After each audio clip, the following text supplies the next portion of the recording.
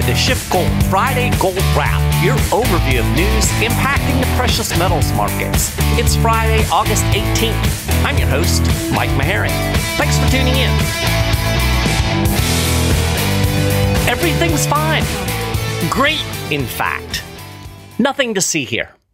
The economy, as one analyst put it, is chugging along. The looming recession? That's been canceled. Inflation is on the run. It's lollipops and rainbows out there. Here's a few headlines for you. IMF survey, soft landing ahead for U.S. economy. Fed chairman projects soft landing for U.S. economy. U.S. economy on track for soft landing, according to the Dallas Fed. U.S. inflation pressures are easing and economy should manage a soft landing. Oh, by the way, all of those headlines are from 2007. Yes, ladies and gentlemen, we are reliving the good old days of '07. So enjoy it while it lasts. In all seriousness, this is looking more and more like 2007 Redux. Everything looks fine on the surface. The mainstream is convinced everything is fine. All of the problems out there are contained. But if you look closely, there are all kinds of problems that are bubbling just under the surface. But for now, everybody is pretty much ignoring those things. In fact, the mainstream is puffed up with optimism. The biggest concern out there seems to be that with the economy plugging along, the Fed may have to raise interest rates even higher to continue driving price inflation closer to the mythical 2% target. You see, the Fed is desperate to slow down the economy. They want to destimulate in order to rein in price inflation. They want to see some more unemployment out there. They want some bad news, but since they're not getting it, every bit of good economic data that seems remotely positive leads to dollar strength, and that inevitably means falling gold. For instance, this week we had retail sales numbers that came in better than expected, and that put tailwinds behind gold. In fact, it's been a pretty brutal few weeks for gold. We've now dropped below the $1,900 an ounce level. And if you look at the charts, the decline in gold correlates almost perfectly with increasing dollar strength. And this kind of got me thinking. So out of curiosity, I went back and looked at the price of gold back in 2006 and 2007. Now, keep in mind, the Fed was raising interest rates up until June 2006. That was when rates peaked at 5.25%, roughly where we are now. The first rate cut wasn't until September 2007. Now, in June of '06, gold was bouncing around the $600 an ounce range. By August 2007, it was still bouncing around in the $600 an ounce range. You would see it fall down into the fives every once in a while. It maybe got into seven once or twice, but pretty much stayed range-bound around that $600 an ounce level. It didn't actually start going up until that rate cut in the fall of 2007. Now, by March 2008, gold hit $1,000 an ounce. Of course, it really went on a tear after the financial crisis in the fall of 2008. So what we saw was kind of what we're seeing now, range-bound gold as the Fed was raising interest rates, and even when they stopped raising interest rates. And then when they started cutting interest rates, the price of gold started to climb. We saw a little bit of a decline as the financial crisis unfolded, and then when the Fed launched QE and cut rates to zero, well, we all know what happened with gold at that point. So the point I'm driving at here is what we're seeing in the gold market right now, that even looks similar to the period before the Great Recession. So again, it's almost like this 2006-2007 Redux. So many things are eerily similar to what we saw then. Now, of course, I've talked about the parallels on the show before, mainly pointing out that just because we haven't seen a crash yet doesn't mean one isn't coming.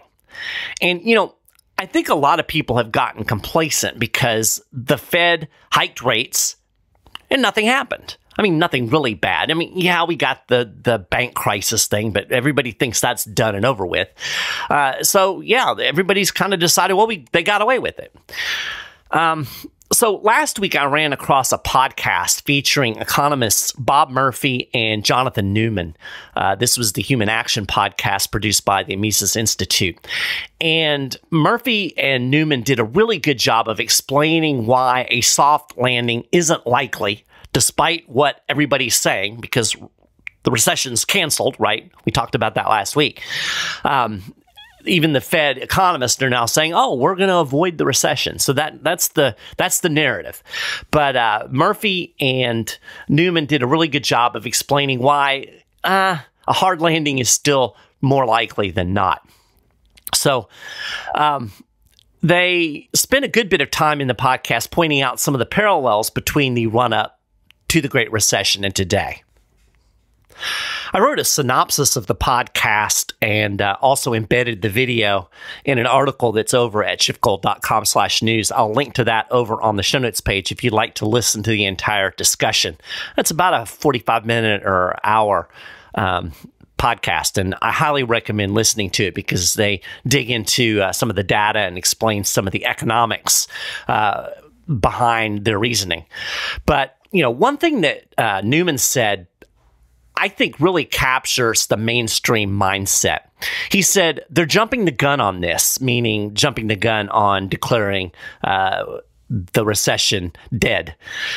He said they don't really have a good reason why they have this view that there's going to be a soft landing, except they haven't seen a hard landing yet. Therefore, we must be having a soft landing. I think he's absolutely right. In our microwave world, people have a hard time conceptualizing that, sometimes things happen slowly. Or as the saying goes, they happen slowly and then all at once. But we don't have a lot of patience here in 2023. We don't have much of a long view of anything. We expect instantaneous results. And of course, with an economy, you never get instantaneous results. And things are unpredictable because the economy is so big and there's so many factors influencing it. Anyway, another parallel from the 2006-2007 time period that they pointed out is that even after interest rates peaked, unemployment kept falling for a year. So what we've heard constantly for months is that the job market has remained robust. Unemployment has stayed low. The job market is still hot. Even with these interest rate hikes, the job market is still plugging along. And everybody's shocked by this because these high interest rates should have collapsed the job market if you believe the standard Keynesian Phillips curve economic theory. And again, Newman and Murphy get into that in the podcast explaining the whole Phillips curve thing. But we've not seen that. We've seen unemployment stay low. We've seen the job market remain hot. We're still seeing jobs created and everybody is surprised by that. But the fact of the matter is, if you go back to 2006, 2007, the Fed raised rates and we did not see an instantaneous softening of the labor market. So this isn't unprecedented, right? Even after rates peaked, as I said, unemployment kept falling for a year. Now, here's how Murphy summed it up. He said, in other words, all the reasons that right now they're saying, okay, we're out of the woods, we get a soft landing, that was true back then as well. It wasn't that unemployment started rising rapidly. No, they said, okay, we raised rates steadily over the course of a while here. We raised them from 1% all the way up to 5.25%. Now, this is 06-07. They said, we're starting to get CPI under control. This housing bubble is starting to get a little under control. Everything seems great. So my question is, would it be fair to say that as of late 2006, that the Fed had achieved a soft landing and gotten the housing bubble under control? Most people would say no. They had sown the seeds for the worst crisis since the 1930s. And likewise, right now, the data are eerily similar to that. And yet everyone is running around talking about a soft landing. So kind of with this in mind, I want to cover a few things today that are bubbling under the surface that should raise eyebrows, that indicate that everything's not really fine, that the problems haven't been solved. And that seems to be the mantra. You know, we had this pandemic, and we had the government shutdowns, and we had all of these problems, and then we had inflation, which wasn't transitory, and now the Fed has taken action, and everything's good. Well, no, everything's not good. And if you look closely at some of these things bubbling under the surface, it indicates that the structural rot that the Fed has created over the last decade plus with artificially low interest rates, quantitative easing, easy money, flooding into the economy, these problems are not gone, all right? They're not solved. We're just kind of in this calm before the storm. So let's start with the banking crisis. You remember that, right? 3 banks collapsed back in March. Now everybody thinks it's fine. That happened, and then they fixed it. Well, the truth of the matter is the financial crisis is still bubbling under the surface. I talked about Moody's downgrading the credit rating of a bunch of banks last week in a broader discussion about all of the debt that has been introduced into the economy due to these decades of easy money. Well, this week I stumbled across this little tidbit. Banks borrowed an additional $3.7 billion from the Federal Reserve's bank bailout program in July. And get this, there are currently $106.9 billion in outstanding loans in the Bank Term Funding Program, BTFP for short. That's the bailout that they put together after the collapse of those banks. That's the highest amount outstanding in the BTFP since the thing was created. Now, as you'll recall, after the collapse of Silicon Valley Bank and Signature Bank, the Fed created the BTFP, and this mechanism allows banks to easily access capital, quote, to help assure banks have the ability to meet the needs of all of their depositors. So, in other words, if a bank is struggling, it created this program that can borrow money and shore up whatever problems they might have. Now, in practice, the BTFP offers loans of up to 1 year to banks, savings associations, credit unions, and other eligible depository institutions that pledge U.S. Treasuries, agency debt, and mortgage-backed securities, along with other qualifying assets as collateral. Now, here's the beauty of this program. Banks can borrow against their assets at par, at face value. Now, that, by the way, is a sweetheart deal that you and I could never get. Nobody is going to loan you money against collateral that's worth less than the loan that you're taking out. You know, it's an exclusive club and we ain't in it. Anyway, according to the Federal Reserve's statement when they set this whole thing up, quote, the BTFP will be an additional source of liquidity against high-quality securities, eliminating an institution's need to quickly sell those securities in times of stress. So in other words, when a bank has a bond portfolio that has devalued because interest rates have been hiked up and they can't sell those bonds without taking on a huge loss, they can go to the BTFP and they can pledge those bonds at face value and borrow money and shore things up for at least a year. So they can at least kick the can down the road for a year. And this solved a big problem for a lot of banks, right? You know, kind of to give you the background, as the Fed jacked up interest rates to fight inflation, it has decimated the bond market, and we're still seeing that decimation continue today. In fact, I read earlier this week that the 10-year Treasury hit the highest level since 2008 this week. So bonds are getting really hammered as bond prices fall. Yields go up, interest rates go up, and with interest rates rising so quickly, banks were not able to adjust their bond holdings. So as a result, many banks have become undercapitalized on paper. In other words, their bond portfolio value has dropped, and so if they were to need to sell those, they can't sell them for what they're worth or for what they paid for them, so they're undercapitalized now, at least on paper. They're unrealized losses. The banking sector was buried under about $620 billion in unrealized losses at the end of 2022. And this was according to data that was released at the end of the year by the Federal Deposit Insurance Corporation. So the BTFP gives banks a way out, right? or at least the opportunity, as I said, to kick the can down the road. Instead of selling bonds that have dropped in value at a big loss, the banks can go to the Fed, borrow the money at the bond's face value. If you go back to when they launched this program in the very first week of the BTFP, banks borrowed about $11.9 billion from the program. Now, banks also borrowed more than $300 billion from the already established Fed discount window. Now, the dynamics here are kind of interesting. The discount window, it's been around for years. It's basically a way for banks to access cash quickly for short-term needs. To borrow through the window, banks have to post collateral at face value, and the loans come with a relatively high interest rate. Currently, it's at about 5.5%.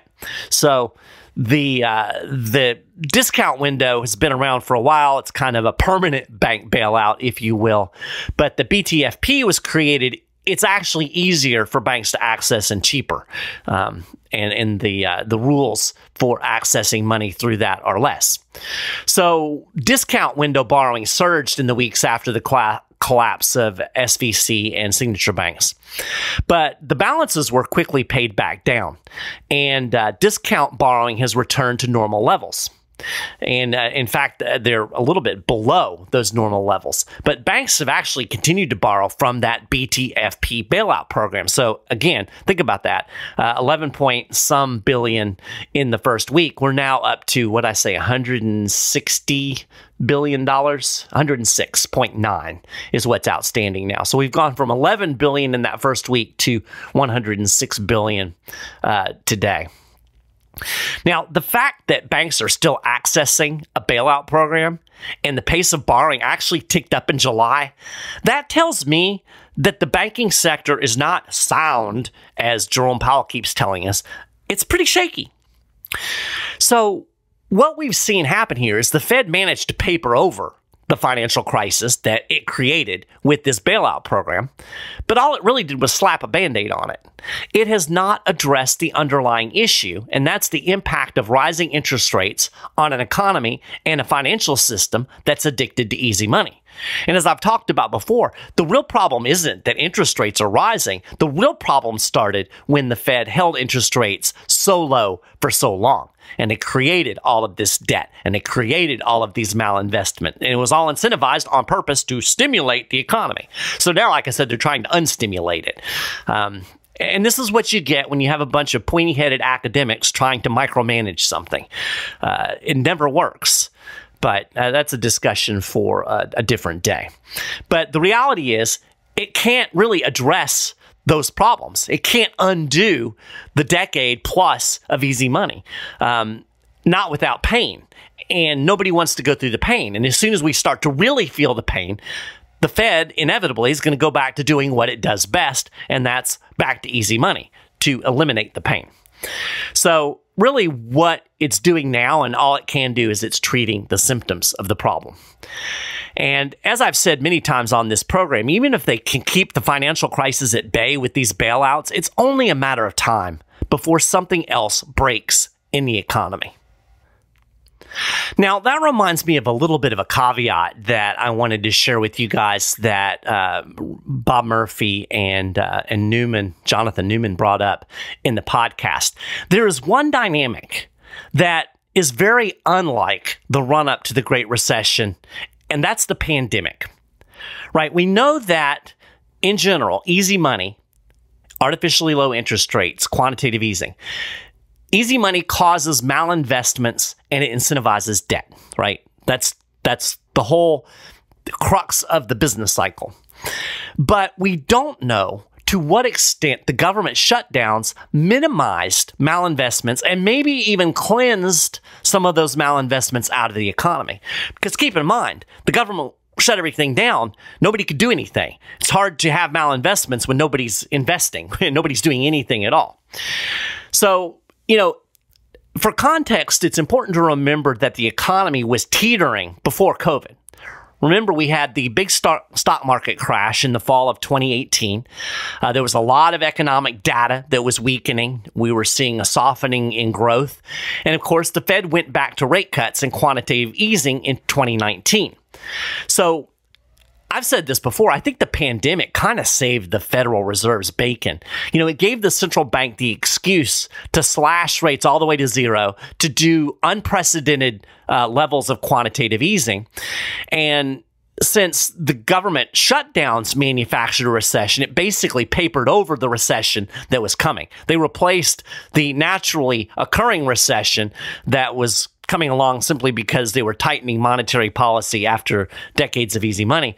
And so they could just blame it on the pandemic. And of course, there was a recession. I mean, when the government says you can't do any economic activity, you're going to have a recession.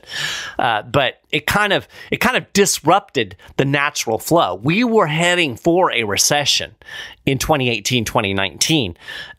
It was just kind of, again, papered over by the pandemic.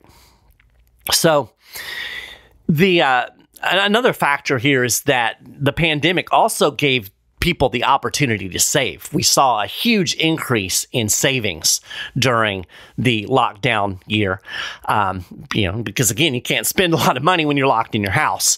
And also, a lot of people paid down debt during that time period. They took some of that stimulus money and money they weren't spending on other things, and they used it to pay off credit cards and pay down debt. So we saw a big drop in debt. Now, since then, Americans have gone back to borrowing, and we're now at record levels of credit card debt. In fact, looking at the household debt numbers, credit card debt eclipsed $1 trillion for the first time ever in the second quarter of this year. So people have borrowed again, but there was a cushion. And I think that's part of the reason that we've been able to see the economy kind of keep plugging along, because, there were some reserves there. You imagine if you're dumped out on a desert island by yourself and, it's hard to find food. For a while, you're going to be okay if if you're fat, you've stored up food in your system, but eventually it's going to catch up with you. So it's kind of a matter of time. But what I'm driving at here is it is possible that an economic downturn might not be as bad as you would assume based on the amount of easy money that was dumped into the economy. That, given the pandemic, it might have kind of disrupted the business cycle a little bit, and maybe there's not as much malinvestment as there otherwise would have been. So maybe we could have a milder recession. I mean, I guess it's possible we could have no recession at all, but I don't find that likely. I'm inclined to think we're still going to see a deep, protracted recession because of the sheer amount of money that the Fed and the U.S. government created in such a short time. I think whatever impact the lockdowns might have had was certainly mitigated by $4 trillion plus of money that was just slammed into the economy in basically a year and a half. And if there weren't a lot of malinvestments going on during the pandemic, that money is still sloshing around out there. So we've had plenty of time to build those malinvestments up. And we certainly know that debt levels are much higher than they were back in 2007, 2006. We have unprecedented debt, and we've talked about this before. We talked about it last week on the show. We've got the federal government's national debt that's now over $32 trillion. We have this incredible amount of consumer debt. We have all kinds of corporate debt. So everybody's levered to the hilt. And in this high interest rate environment, it just doesn't work, right? It's not sustainable. When you have an economy addicted to easy money, you take the easy money away, it's going to create problems. So speaking of debt levels, that leads me to another big problem that is just kind of lying there under the rug. In July, your government spent more money paying interest on the national debt than it did on national defense. Now, this may have happened before. I've never seen it since I've been tracking this over the last several years. I kid you not. The government spent $67 billion on interest payments in July, and it spent $56 billion on defense. In fact, the only spending categories that were bigger than debt service in July were Social Security and Medicare. Healthcare spending was actually equal. They also spent $67 billion on healthcare, but everything else was less other than Social Security and Medicare. That's a lot of money just to pay interest on the debt. To date, the federal government has paid more than $500 billion, $561 billion to be exact, on interest payments in fiscal 2023. And we still have the rest of August and September to go in the fiscal year. And of course, the interest expense is just going to escalate because every single day, low interest rate bonds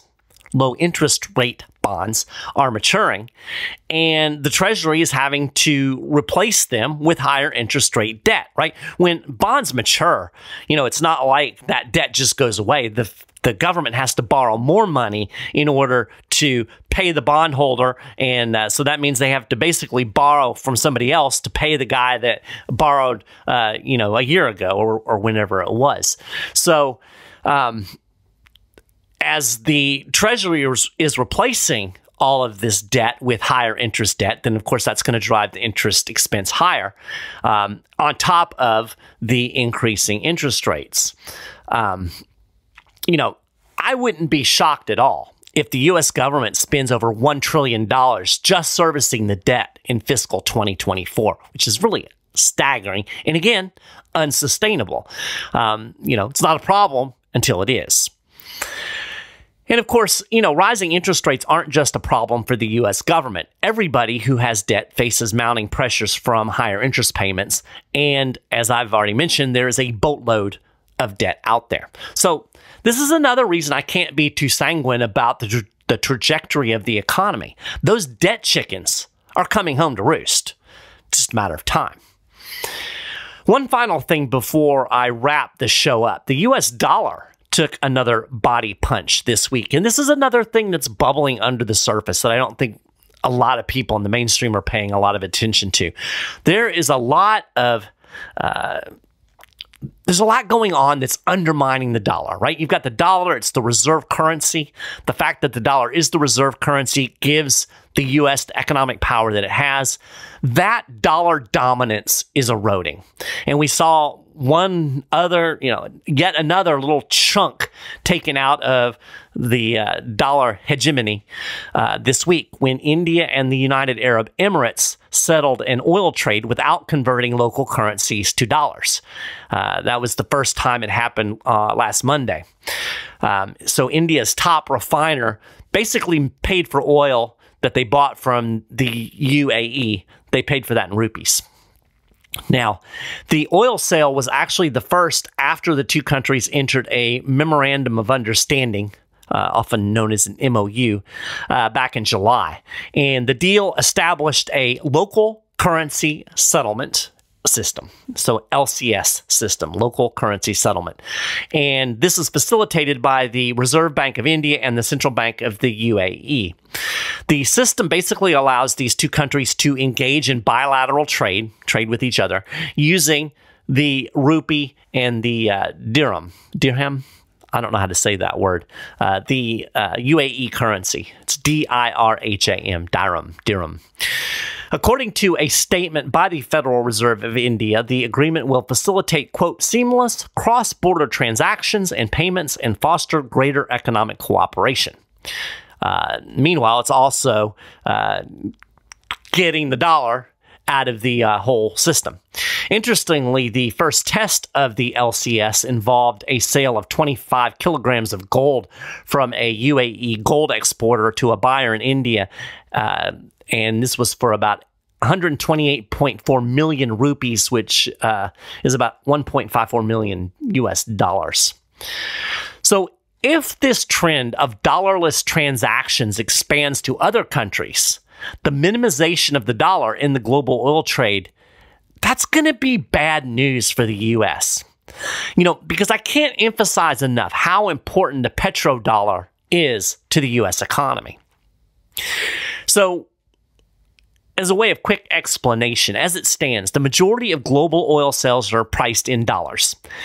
This ensures a constant demand for the greenback since every country needs dollars to buy oil, right? Everybody needs dollars because all of the oil in the world, or virtually all of the oil, historically, or at least since the 70s, has been priced in dollars. So everybody needs to have dollars so they can facilitate oil trade. And of course, this helps support the U.S. government's borrow and spend policies, along with its massive trade deficits. As long as the world needs dollars for oil, it guarantees demand for dollars, right? People need the dollars. That means the Fed can keep printing dollars to monetize the debt because it'll be absorbed and sucked up by the global economy that depends on the dollar to kind of make the engine run. A Zero Hedge article, and this was a while back, but they did a pretty good job of explaining the petrodollar. Quote, one of the core staples of the past 40 years and an anchor propping up the dollar's reserve status was a global financial system based on the petrodollar. This was a world in which oil producers would sell their product to the U.S. and the rest of the world for dollars, which they would then recycle the proceeds in dollar-denominated assets, and while investing in dollar-denominated markets, explicitly prop up the USD as the world reserve currency, and in the process backstop the standing of the U.S. as the world's undisputed financial superpower. So, that's an interesting point that they make. Because everybody's using dollars, it increases demand for dollar assets. If you have dollars, you might as well buy things in dollars. So things like U.S. treasuries, things like U.S. stocks, all of these dollars, they take them and they invest them in these various dollar-denominated assets. And that's why Peter Schiff keeps saying you don't want to be heavy into dollar-denominated assets, because we're seeing this erosion of dollar power. And you have to think that at some point, the dollar is going to fall off of its perch as the reserve currency. Now, that might sound like some kind of weird conspiracy theory stuff, but I mean, it's happened over and over again in history, right? All empires collapse. If you go back to the 1700s, everything was pounds. It was the British money system, the British military. They were predominant in the world. Now Britain is kind of irrelevant in the world, right? I think the U.S. is going to become irrelevant in the world at some point, and I don't know what's going to replace it. We may see some kind of situation where there are multiple reserve currencies, or where you see more trade just in local currencies. We could eventually go back to a gold-based system. It's hard to tell, but I think it's safe to say that we can't count on the dollar being the king of the mountain forever. So when you boil it all down, de-dollarization would drastically diminish U.S. economic power, and it would wreck the country's economy. So, you've got all of these things going on, right? You've got the financial crisis. You've got high interest rates in a world that depends on low interest rates.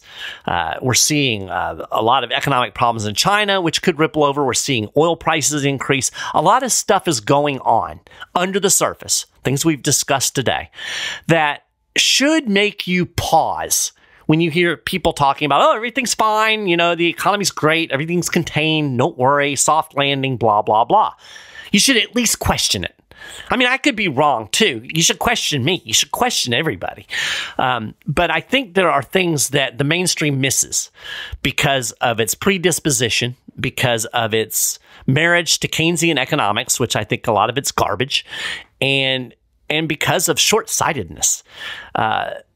I think you should look at these other things and take them into consideration, and maybe not be quite as optimistic as the mainstream would have you to be.